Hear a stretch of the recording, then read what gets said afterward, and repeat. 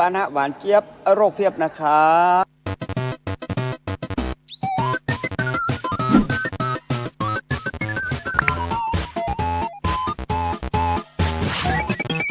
หลวงพ่ออยู่ก่อนครับหลวงพ่ออย่าดื่มแบบนั้นรู้ไหมครับดื่มแบบไม่ตวงน้ำตาลจะเข้าร่างกายเยอะเกินนะครับดื่มน้ำหวานบ่อยเสี่ยงเป็นเบาหวานนะครับเบาหวานลงเท้าต้องตัดเท้าลงไตวายขึ้นตาบอดเข้าหัวใจวายนะครับควรจะเทใส่แก้วเอาพอประมาณหรือตามที่เขากำหนดจะได้ลดปริมาณน้ำตาลที่จะเข้าสู่ร่างกาย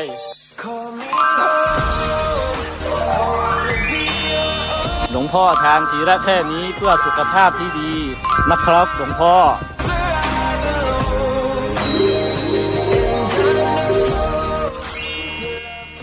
โภชนาดีชีวิตยั่งยืนนะครับ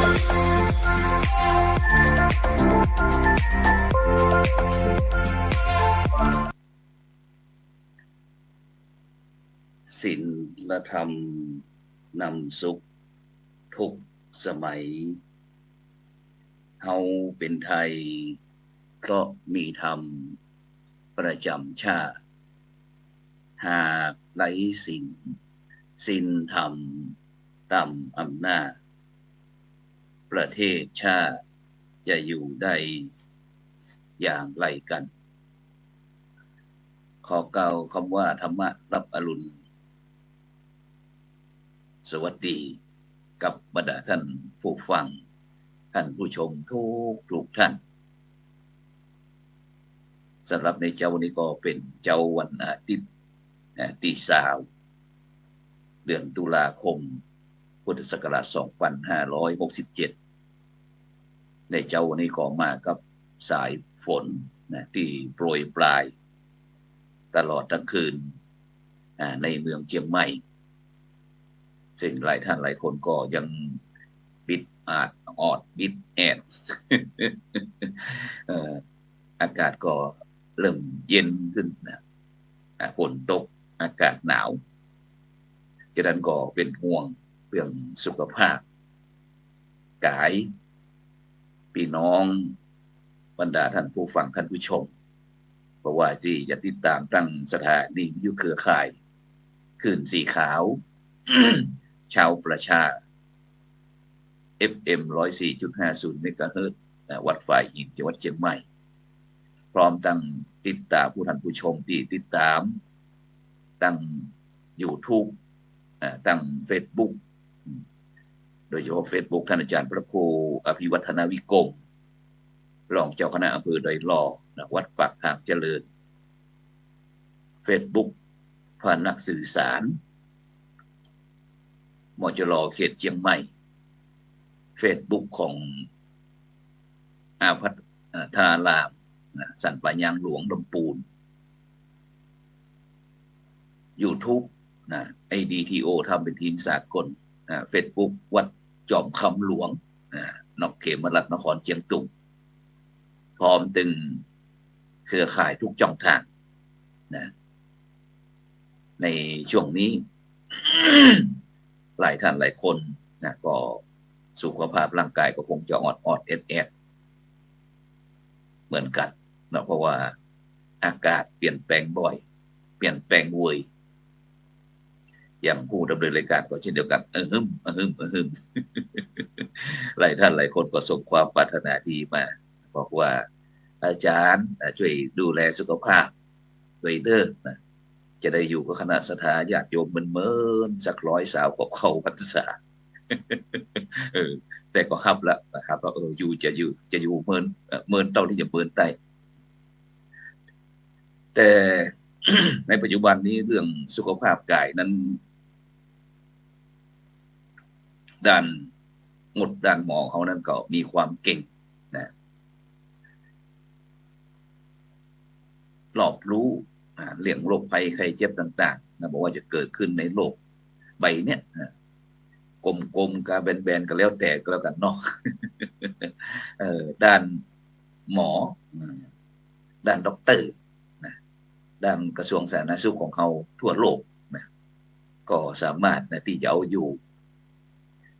ป่วยกายแต่สิ่งที่เฮาท่านทั้งหลายเป็นห่วงนี่ก็คือเรื่องสุขภาพใจสุขภาพจิตสุขภาพใจที่ถาโถมเข้ามาอย่างบ่หยุดยั้งในยุคโลกาภิวัตน์ หลายท่านหลายคนก็บอกว่าในช่วงนี้ด้านงานพระพุทธศาสนาเขาจะไปตั้งใดดีท่านพระอาจารย์จับตั้งใดก็ผีก็ออกหนองก็ออก จับตั้งใดก็เจ็บตั้งใดก็โอยซึ่งโดยชาวพุทธเขาก็เลยถามว่าจะไปพุทธศาสนาเขาจะไปทิศทางใดดีซึ่งถ้าเขาอู้ถึงเรื่องทิศทางของเจ้าพุทธของเขาเนี่ยนะเขาก็มานึกถึงหลักธรรมในต่างพระพุทธศาสนาบทหนึ่งคุณว่าทิศหกนะซึ่งคำว่าทิศเนี่ยมันมีตึงว่าเป็นชื่อของธรรมะในพุทธศาสนาเขามีทิศหกนะหรือว่าอาจจะห้องเป็นชื่อห้องบุคคลที่ใกล้ชิดรอบตัวเขามีความแตกต่างกันไปนะหรือว่าจะใช้อุปกรณ์ประเดี๋ยวนี้อาจจะใช้ตั้งทหารนอกทหารตำรวจด้านความมั่นคงของห้องเข็มทิศเพื่อที่จะจี้นำตากไปท่านไปนี่ทิศเนี่ยบรรดาท่านผู้ฟังทั้งหลายตั้งโลกคือเป็นห้องทิศเหนือทิศใต้ทิศตะวันออกทิศตะวันตกแล้วแต่จะห้องทิศแล้วกันเนาะเฉียงเหนือเฉียงใต้เฉียงตะวันออกแต่ถ้าทิศทางธรรมนะซึ่งหมายถึงบุคคลที่มีความสัมพันธ์เกี่ยวข้องนะกับเขาเนี่ยทุกระดับชั้นนะซึ่งก็มี6ทิศบอกว่าจะเป็นทิศเบื้องหน้าทิศขวาทิศหลังทิศซ้ายทิศเบื้องต่ำนะทิศเบื้องบนซึ่งใน สิงคาโลวัฏสูตรเราว่าเจ้าวันหนึ่งองค์พระสัมมาสัมพุทธเจ้าได้เสด็จออกไปโปรดสัตว์นะถ้าพระเจ้าบ้านห้องรับอาหารบิณฑบาตแต่ก็พระพุทธองค์เป็นว่าห้องโปรดสัตว์แล้วก็พบละอ่อนคนหนึ่งนะคนหนุ่มคนหนึ่งชื่อว่าสิงคาละมนุษย์ซึ่งก็ทำท่าขยงตีนขยงเท้าแล้วก็ประนมมือไหวหันหน้าไปทางทิศตะวันออกพระพุทธเจ้าก็เลยตรัสถามว่าเธอทำอะไรอย่างมานพคนก็บอกว่าชายคนก็บอกว่าข้าพุทธองค์กำลังไหวทิศพระเจ้าค่ะ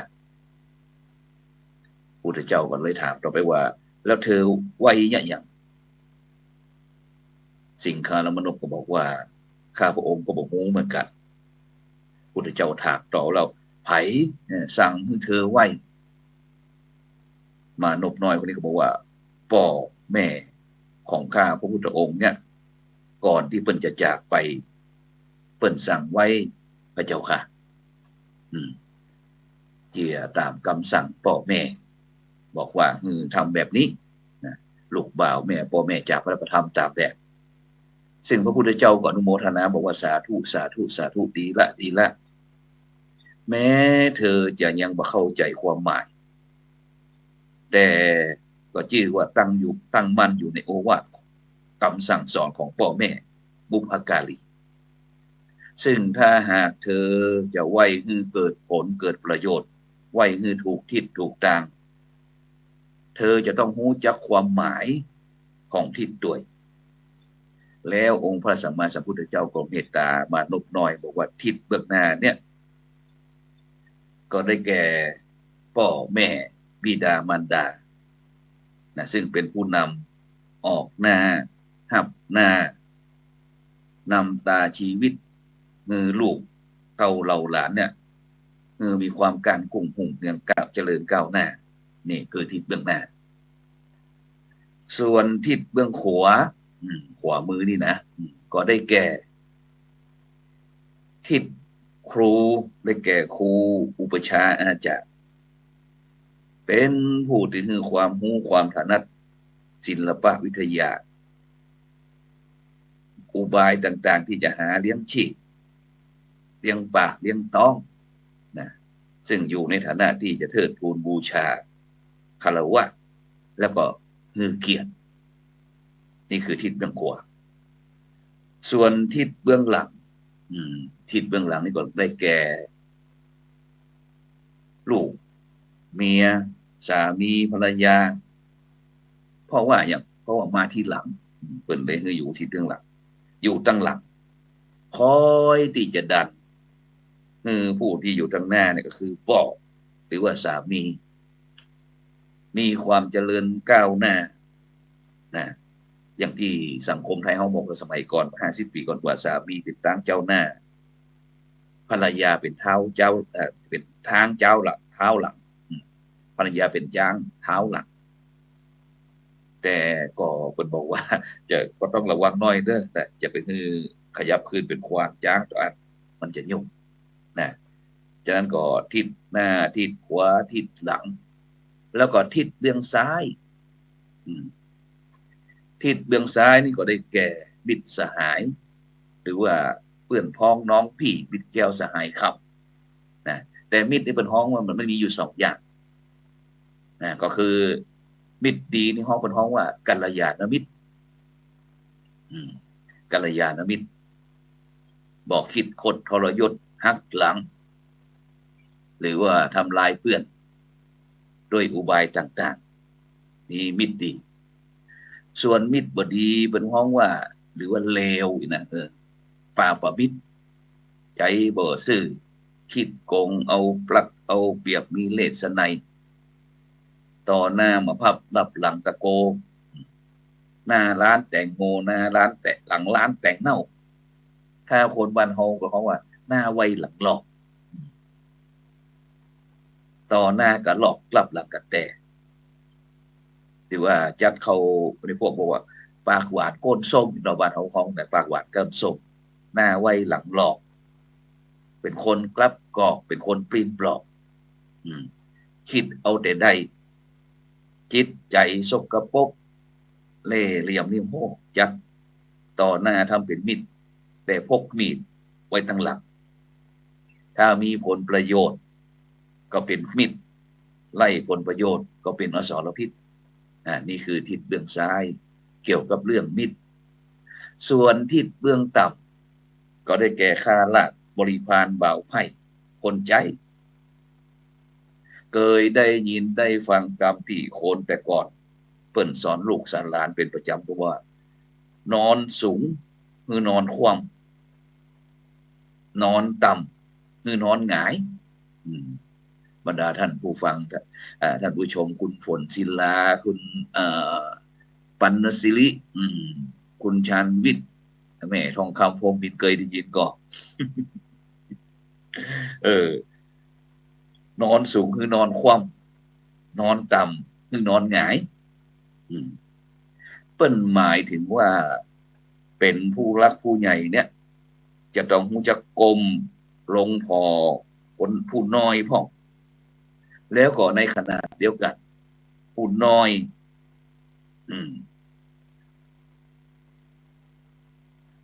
จะทำอะไรอย่าง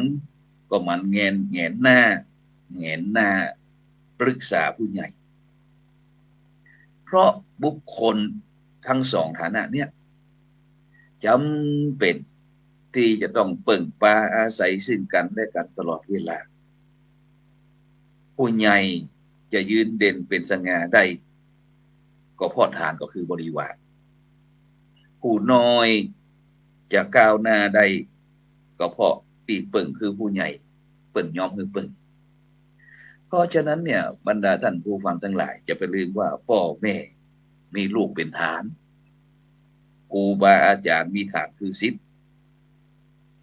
ยิ่งใหญ่ถ้าไร้ฐานบ่เหมือนบ่นานมันก็โกรธก็ล้มเพราะฉะนั้นขึ้นที่สูงอย่าลืมติดดำเป็นเศรษฐีก็อย่าลืมคนจนเป็นผู้ดีก็อย่าไปลืมผู้ร้ายเป็นคนใหญ่ก็อย่าไปลืมละอ่อนนะฉะนั้นจะไประวังด้วยนะคนจะบอกมันจะเข้ากับคำว่าเตาพญาลืมก้นต้นไม้ลืมดินพักศีลลืมไผ่นี่คือทิศเบื้องต่ำส่วนทิศเบื้องบนสัมมณชีพราหมณ์พระสงฆ์องค์เจ้าที่มีสถานะฐานภาวะที่สุขเป็นผู้ที่นำทางด้านจิตวิญญาณเป็นผู้ที่จี้ทางสวรรค์จี้ทางนิพพานคือกับพี่น้องพุทธบริษัทนะฉะนั้นเนี่ยการที่อัตตาวิสัยแล้วก็เพราะว่าวิสัยได้ที่พูดง่ายก็จะได้รับเกียรติอย่างสูงในสังคมแล้วก็จะได้รับการเคารพบูชาด้วยภาพพจน์ที่อาจจะเลิศลอยหายากที่จะได้รับเหมือนกับอย่างมันก็พระสงฆ์เจ้าเขานี่นะแม้แต่คนเฒ่าคนแก่เนี่ยบรรดาท่านผู้ฟังทั้งหลายเจ้าขึ้นมาใส่บาตรแม้แต่พระอาทิตย์ขึ้นมานี่นะคนเฒ่าคนแก่ตึงเปิดยอกนะจะต้องอยู่ด้านทิศตะวันตกถ้าอยู่ทางทิศตะวันออกเนี่ยกลัวแดดเนี่ยเงาตนเองเนี่ยไปเหยียบไปย่ำไปถูกพระสังฆเจ้าผลดุนะเพราะฉะนั้นเนี่ยบรรดาท่านผู้ฟังทั้งหลายนะทิศเบื้องบนเนี่ยก็มีความสำคัญเพราะฉะนั้นก็ในปัจจุบันนี้ก็เลยเกิดคำถามว่าเจ้าพุทธของเฮาเนี่ยจะไปตั้งทิศตั้งทางตั้งใดดี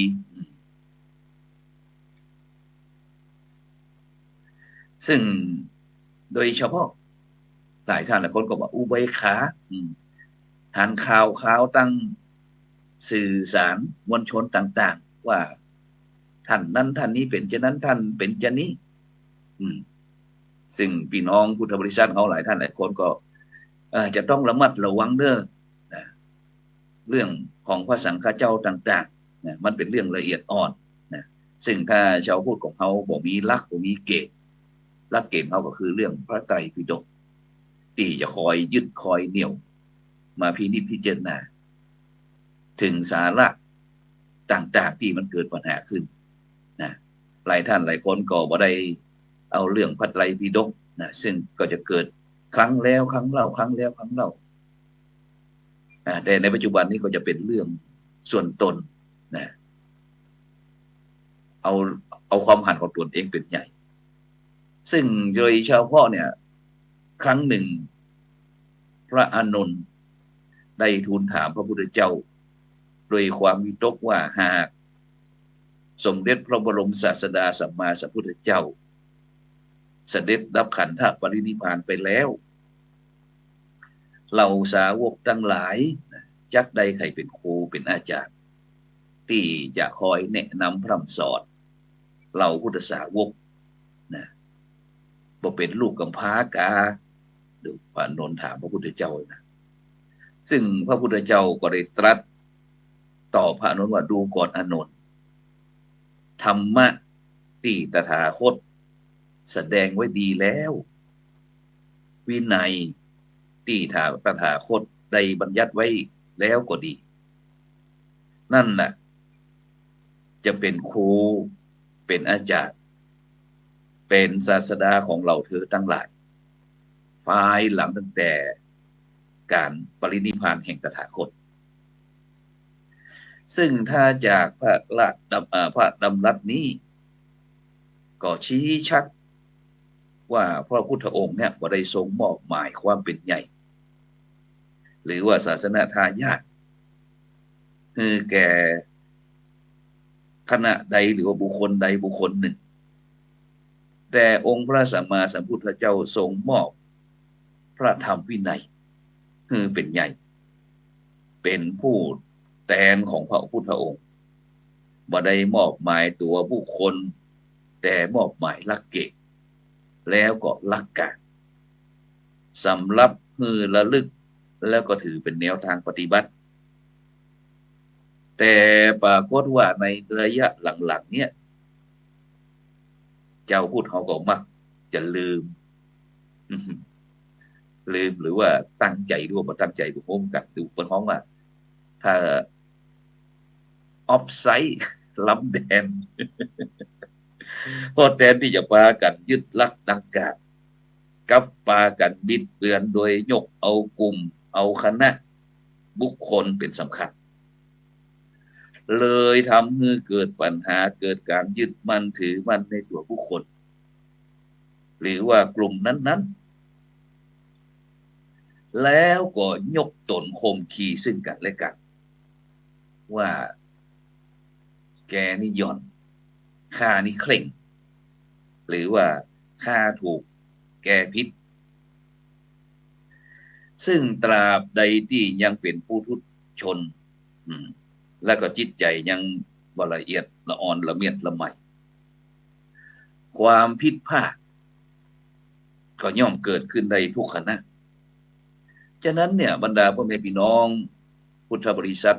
สานิกชนทั้งหลายปกติการที่คนใดคนหนึ่งจะเกิดความนิยมชมชื่นชอบในพระสังฆเจ้าพระสงฆ์องค์เนรจนดินดีอุปถัมภ์อุปบำรุงนะหรือว่าเผาติดสอยห้อยติดตามด้วยความเป็นสุขนั้นก็มักจะเกิดจากศรัทธาแล้วก็ปาสาทะศรัทธาก็คือความเชื่อถือปาสาทะก็คือความนับถือแต่คนเขาก็มักจะอู้กันสั้นๆจนเป็นที่เข้าใจว่าเลื่อมใสแต่ถ้าเลื่อมใสนะมักจะมีหลงไหล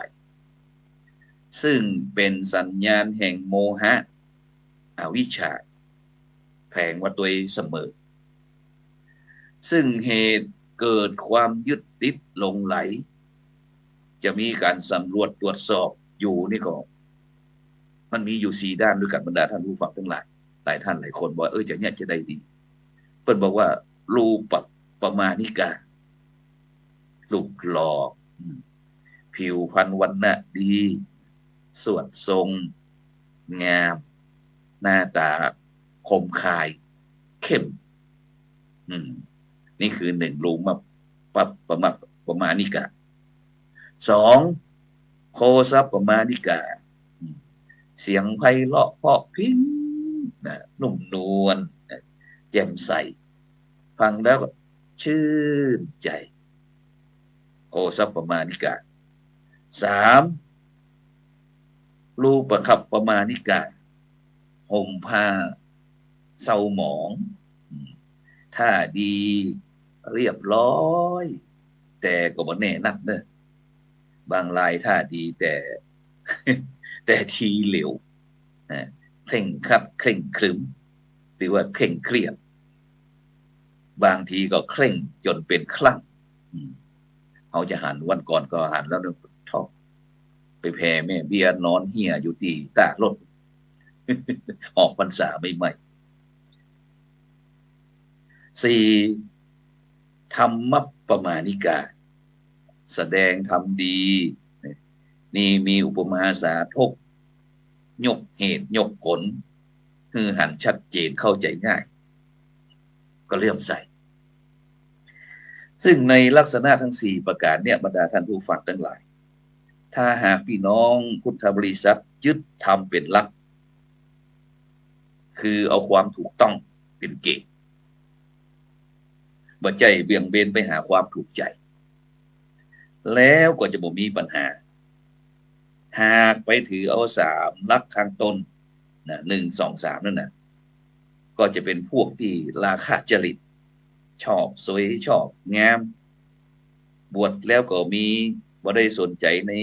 เรื่องทำกรรมฐานหรือว่าวัดปฏิบัติกราบเฝ้าแต่ที่จะแอบชมรูปชมของพระพุทธเจ้า